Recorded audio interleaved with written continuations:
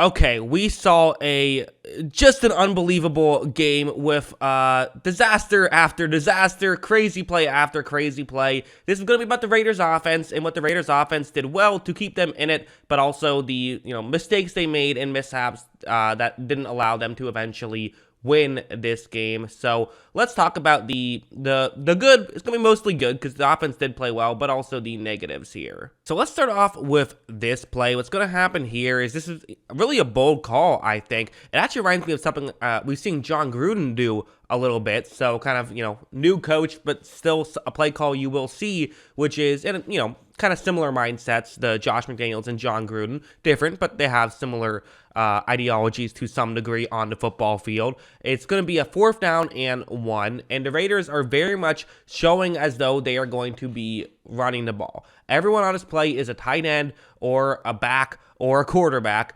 with the exception of Davante Adams. He is the one wide receiver here. You call this I formation, where you only have one receiver on the field. You also have that one receiver, Davante Adams, running a deep route over the middle. I would imagine there's some sort of check on this play where Carr doesn't have to run this play. If he likes the matchup up front, he can run the ball. But you see the Chiefs are really going all out to stop a potential quarterback sneak. They're really packed in tight right there. So there's going to be no safety help. You have an opportunity deep down the field to not just get a one-on-one matchup to Davante Adams, but get a one-on-one matchup to Davante Adams for a deep shot down the middle. That's a high percentage play that can also go for a lot of yards. Might as well do that instead of take the high percentage play that'll only go for a few yards. Look at how when Carr takes the snap, he is going to eventually fire one towards Adams, and just see how open Adams gets. And listen, this is why you go out and you pay a ton of money and you trade a bunch of draft capital to get Davante Adams. I mean, it's just, it's a perfect example of what he can bring to a football team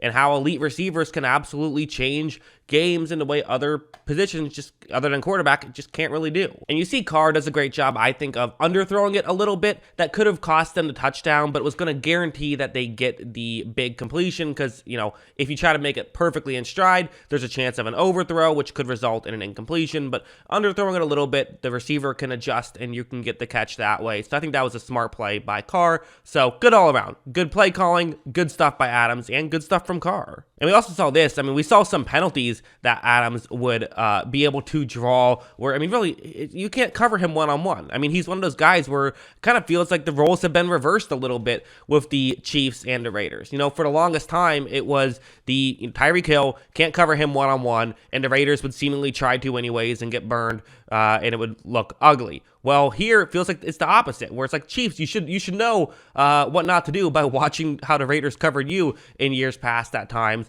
Don't leave Adams one-on-one. You can't cover him one-on-one. This play, it's a single safety deep coverage, it's man coverage, and Adams is running a deep shot. So, listen, if you're going to do this, you have to at least have the safety be completely over Adams, but they're not doing that either. In fact, the safety is going to be pretty close in. So, in this situation, it really will be a true one-on-one. Carr takes a snap, he looks at the safety, says, oh, one-on-one, well, I'll take that. Let me throw one deep. And you see Adams he's open. He's not wide open, but again, kind of one of those guys where when he's not wide open, he's still wide open. And as you see, the defensive back kind of runs directly into Adams. The Chiefs were upset at that call. To me, that is pass interference. You didn't play the ball. You, made contact that had a significant impact in Adams' ability to make the catch. That is pass interference. I think that's the correct call. And it's just the predicament that Adams puts defensive backs into, or I can understand why you would interfere with Adams because he's that good. And we saw some good runs. This one is going to be a good one where, again, Josh McDaniels, one of the few offensive coordinators who still loves a fullback, and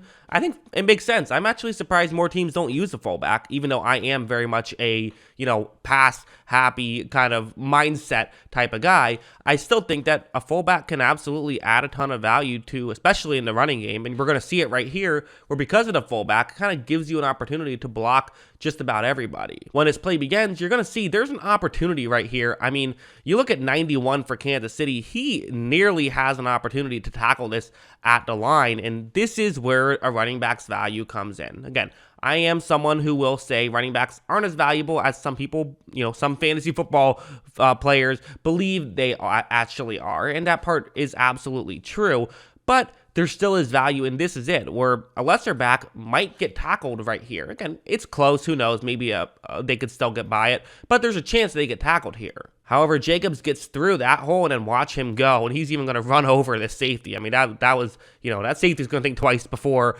tackling him another time. You can see the leverage he was able to, really the power he was able to, show off there. Helps when you have that running start. So just, again, good play by Jacobs, well blocked play, and well schemed up play. You got everyone accounted for. So, again, good stuff all around. And then going over here to this sequence, so we saw a couple of big plays on this one. The first one, what I'm going to break down, it's 3rd down and 6.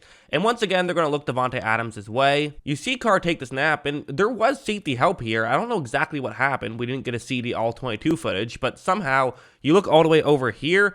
Adams has managed to get past not just the defender who was covering him in man, but also the safety himself. So again, even if you put 2 guys on Adams, he can still get open. Adams definitely made his contract in this one and then some. He was unbelievable, and this is a big impact he had in this game for the Raiders. I mean, again, he's open here, but it's still going to take a very difficult throw. Carr had to move up in the pocket, but let's be honest. Carr seemingly is better when he's moving up in the pocket than when he's just standing still. Watch him make a perfectly pinpoint accurate throw. That deep shot that Carr has was working, and that's definitely something to get very excited about. Regardless of all the disappointments that happen in this game, that's something that you can be thrilled with if you're a Raiders fan, is the fact that that deep shot was working. However, going over to this, let's talk about the 2-point try.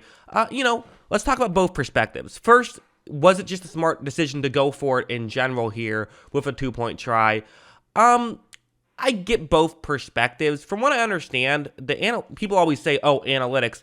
But from what I understand, the analytics actually give this a toss-up. They don't really say one way or the other if this is a smart decision or a dumb decision. I actually think with 4.5 minutes left, the analytics probably slightly lean towards don't go for it here. But the flip side is both offenses have been so good, you can trust your offense to get 2 yards here. I can understand both perspectives on this. I understand either way. I don't think this is an obvious one way or the other call. Granted, there's going to be criticism because it didn't work out. That's how it always works. It's smart if it works out. It's dumb if it doesn't work out. It's not like people could just give their takes. Not like people have to give their takes before they see the play. They give their takes after they see the play, and that obviously factors in.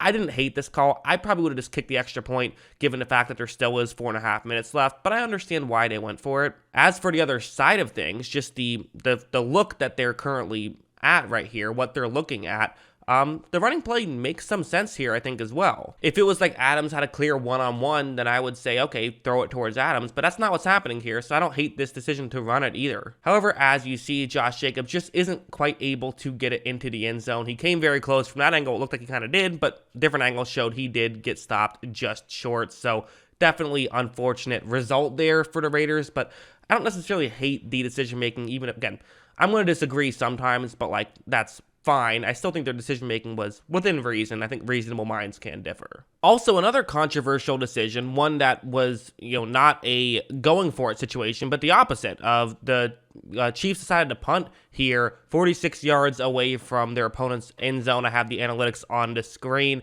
The recommendation was actually strong to go for it, as they would have had a 6-point win percentage points higher had they gone for it as opposed to punting here. They decided to punt anyway, so that was definitely a surprise to me. Maybe surprise is the wrong word, but it was an opportunity for, a 4th down and 3 with Patrick Mahomes to win the football game. There's probably higher than just the 55% success rate you have there, and the Raiders would have still had to go down the field and get a field goal with that. So I was surprised to see, again, surprised is the wrong word. I probably would have gone for it there if I had Mahomes, but again, teams do like to play a little bit conservative in those situations, but Andy Reid won't necessarily. So he would have been one of the guys who maybe would have gone for it, but they decided to trust their defense. And then going on to this final sequence, the fact that on a 4th down and 1, the 2 Raiders receivers who would have been open ran into each other on the final play. That's heartbreaking for the Raiders. It really is. They would have probably won this game had that not happened. How devastating is that? The difference between 2 and 3 and holding the Chiefs to 3-2. Instead, you're now 3 games back. That's a heartbreaker, but, give credit to the Chiefs. Their offense played well and did enough to win. So, yeah, that's my thoughts on this one. Let me know what you think in the comments below.